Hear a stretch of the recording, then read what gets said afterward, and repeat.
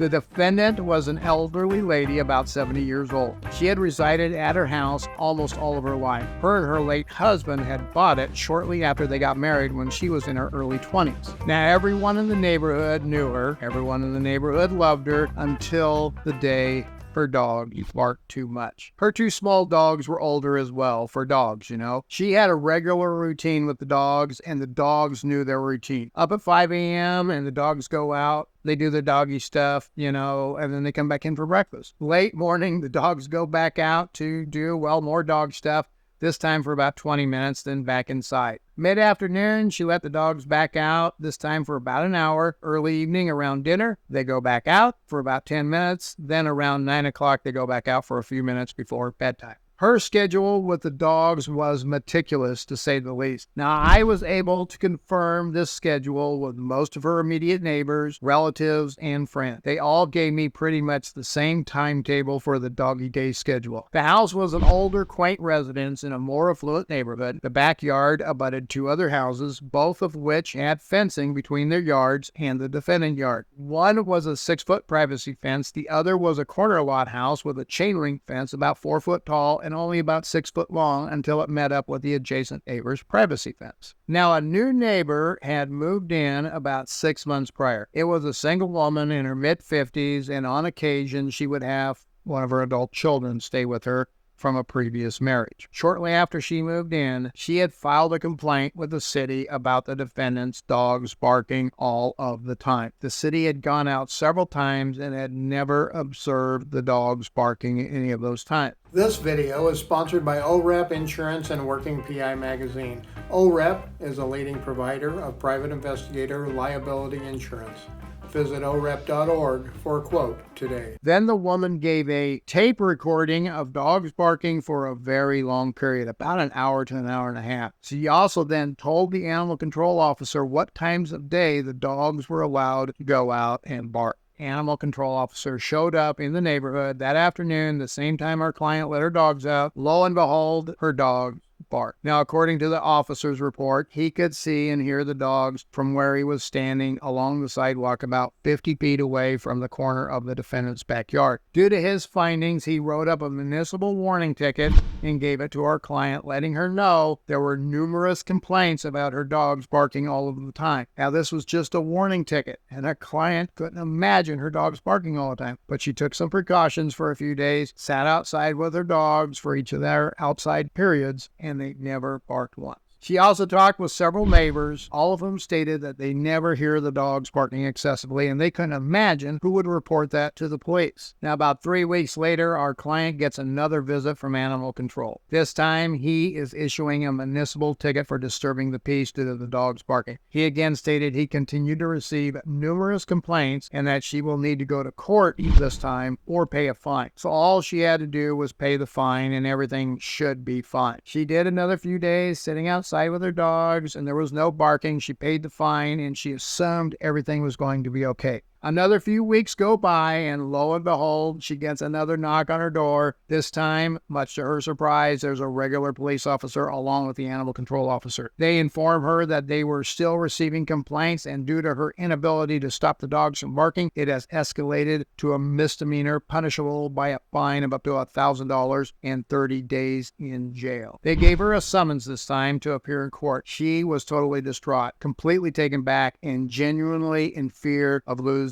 her livelihood. Court day comes around. She goes with a good friend. She hears the complaint against her and also finds out that if found guilty, she could indeed be fined, sentenced to jail, and her dogs could be taken away from her. Now she has never been in trouble all of her life, not even a speeding ticket. While at court, she received for the first time copies of the animal control officer's reports as well as the police report. In these reports, she found out the times of day they were coming by, the days that they were doing this, and the one single person who had been filing these numerous complaints. Much to her surprise, it was that quiet new neighbor with the 6-foot abutting backyard to hers with the chain link fence. When she read the comments the complainant wrote, she was flabbergasted. She accused her dogs of barking all day, nonstop, most days. Now, she had no idea what to do, so she called an attorney of hers that worked with her on financial and estate matters. This attorney was also a client of mine who I have worked with many times on many different cases. The attorney contacts me, he sends me all of the discovery he has, and asks me to open up a full investigation into the matter. He also informs me about how scared our client was, being threatened with jail time and losing her dogs. The first thing I do is interview the defendant at her house. During this visit, I also get a tour of the residence, the backyard, the side yards, the front yard, and I get to meet the dogs. The meeting was also scheduled in the afternoon at the same time she lets the dogs go outside. Now, she had only been letting them out for about 2 or 3 minutes a few times a day up to this point, and she had paper down on the floor to let the dogs do, well, their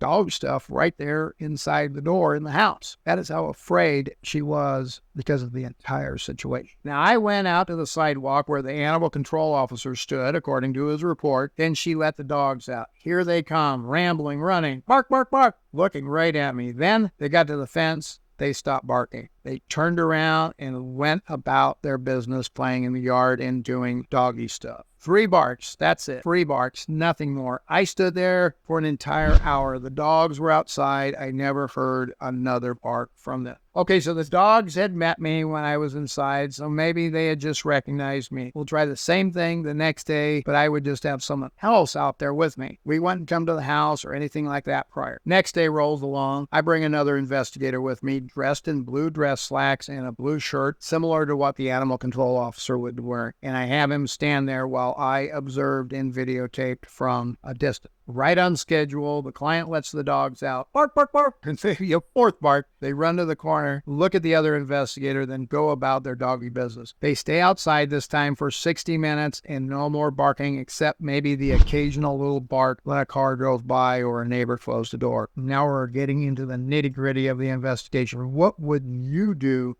at this point? Now, my next step was to place a security camera with audio and motion detection, watching the backyard. I then instructed her to let the dogs out every day on their regular schedule. I had access to the video and the audio remotely, so she texted me each time before she let the dogs out so I could watch. I also instructed her to stay close, and if she heard the dogs barking a lot, then bring them back inside. Day 3 of this rolls around. She lets the dogs out mid-afternoon. Dogs go bark, bark, bark. Now they go about their business. About 10 minutes later, I see the lady from the corner house, the complaint, come out of her garage, walk over to a little table and a chair that she had set up under the tree by the corner of the chain link fence, and she set something on the table. The dogs were barking and barking and barking. She then walked back to her garage and into the garage, and then I see the client open the door and she calls the dogs back inside. Now, the client called me and asked if I knew what the dogs started barking at. She wasn't able to see what I saw on the camera from her back door. I just told her I may have, but I need to review the video. After all, she's not my client, she's my client's client. I don't want her to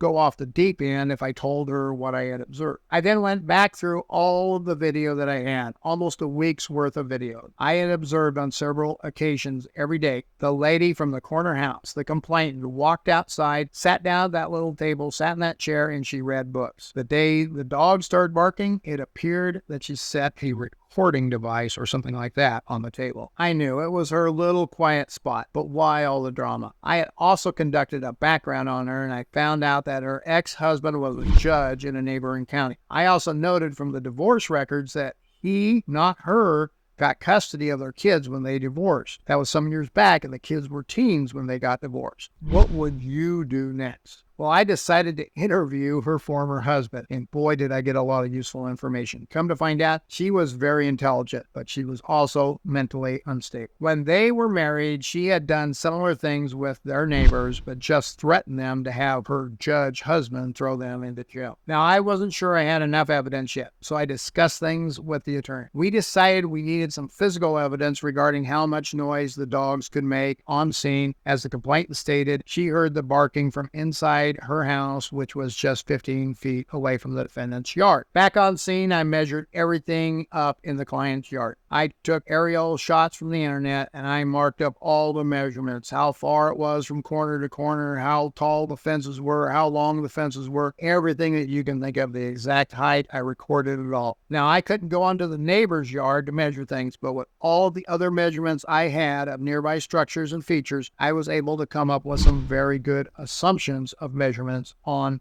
the complainant's yard. First, the residential structure of the complainant is about 15 feet away from the corner of the fence. That was true. However, this is to the corner of a detached single-car garage. About 10 feet from that garage is another garage that's attached to the residence, a two-car garage, and then the residence itself. There's no living space above the garages. So really, the closest spot on the actual residence to the closest spot along the fence is actually about 45 to 55 feet away. I also did several audio-video runs with the client letting the dogs out. I set up a camera on a tripod in that corner looking at the back door of the client's residence. I also had a sound meter mounted to another tripod in front of the camera so it captured the meter's readings. Then I had the client let the dogs out at their normal times and I recorded it. I got 3 recordings, 3 different days, 3 different times. I knew the prosecution wasn't going to let this testimony in. They were going to object to this non-scientific testing procedure, as I'm not a sound engineer, so I can't testify as an expert to this. So I never wrote up a report. I just told the attorney, submit the recording, and if accepted, only ask me what it is, not what it represents. That is exactly what happened. Defense presented it, DA objected, judge allowed it as part of my work product, not as an expert witness. This showed that even at their loudest, the dogs were nowhere as loud as some of the traffic on the side streets. I had recordings when there were small trucks and buses, things like that, passing by, so it worked out very well. Compiled with the information that we had regarding the complainant's past, yes, we subpoenaed her ex and we got testimony from him via deposition. All of the neighbors' counter remarks to the complainant's complaints and the recordings, we were able to get all of the charges dropped. It is my understanding that the complainant sold her house not too long after that. You know what? It feels good to get a win. But man, what a cost to our defendant. She had to spend tens of thousands of dollars defending herself against a barking dog complaint.